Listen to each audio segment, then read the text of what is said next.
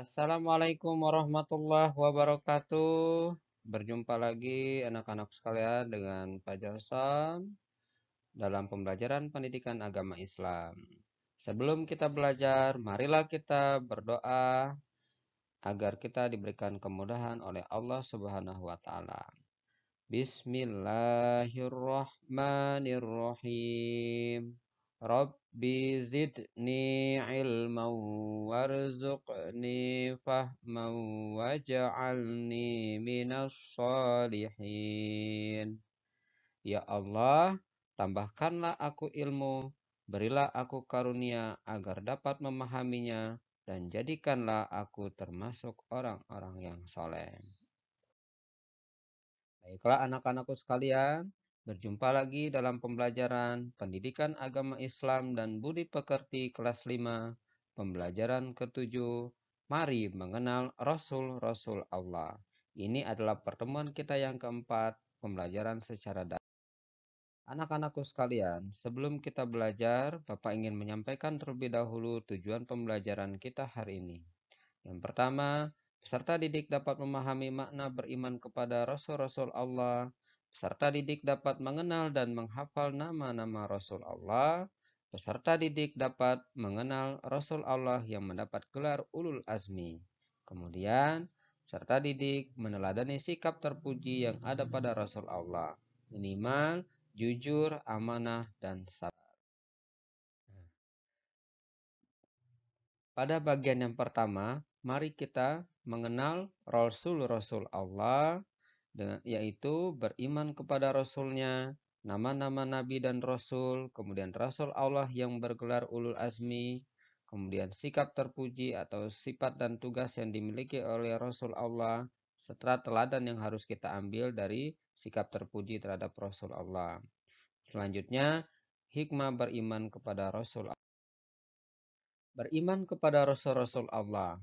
Sebelum Bapak menjelaskan lebih jauh, dijelaskan terlebih dahulu adalah arti Nabi dan Rasul.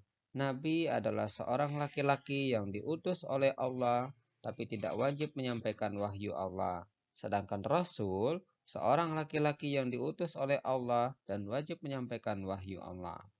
Rasul artinya utusan. Rasul Allah artinya utusan Allah. Beriman kepada Rasul-Rasul Allah artinya meyakini dengan sepenuh hati bahwa Allah mengutus Rasul untuk menjadi teladan manusia. Nah, seorang Nabi dan Rasul memiliki tugas yang sangat berat dan Allah berikan syarat dan sifat yang wajib ada pada diri Rasul itu sendiri. Yang pertama adalah sidik, karena apa yang akan disampaikanlah adalah kebenaran yang didapat dari Allah Subhanahu wa taala yang akan disampaikan kepada umatnya. Yang kedua adalah amanah.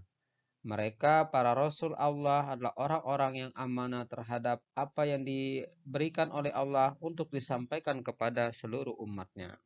Kemudian tabligh menyampaikan.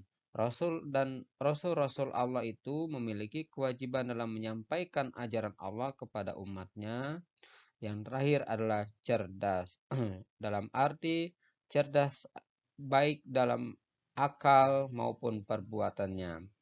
Baik, anak-anakku sekalian, nama-nama Rasul Allah adalah ada 25 nabi dan rasul Allah yang wajib kita percayai. Nah, ini mulai dari Nabi Adam, Nabi Idris, Nuh, Hud, Soleh, Ibrahim, Nabi Lut, Nabi Ismail, Nabi Ishak, Nabi Yakub, Nabi Yusuf, Nabi Ayub, Nabi Zulkifli, Nabi Syuaib, Nabi Musa, Nabi Harun, Nabi Daud, Nabi Sulaiman, Nabi Ilyas, Nabi Ilyasa, Nabi Yunus, Nabi Zakaria, dan Nabi Yahya, Nabi Isa, serta Nabi Muhammad SAW.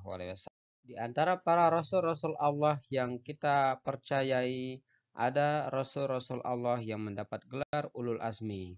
Gelar Ulul Azmi sendiri diberikan kepada rasul-rasul Allah karena mereka mempunyai kemauan, keteguhan, serta kesabaran yang tinggi dalam menyampaikan ajaran Allah.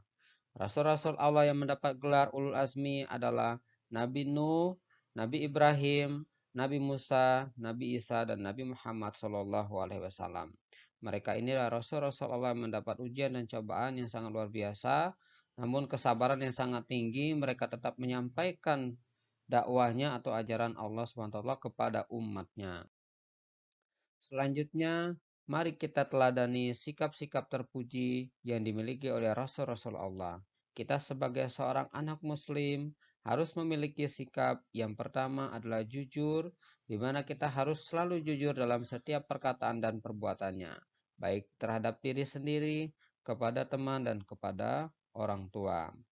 Yang kedua, harus sabar dalam menghadapi ujian dan cobaan dari Allah Subhanahu wa taala. Khususnya pada saat ini kita mendapat cobaan dan ujian belajar di masa pandemi karena adanya virus corona, kita harus sabar dan senantiasa berdoa kepada Allah agar kita dimudahkan dan diberikan kesabaran dan segera ujian ini berakhir. Kemudian harus amanah apabila kita mendapat pesan atau amanah dari orang tua, teman, ataupun guru. Jadi kita wajib sampaikan apa yang sudah diamanahkan kepada kita.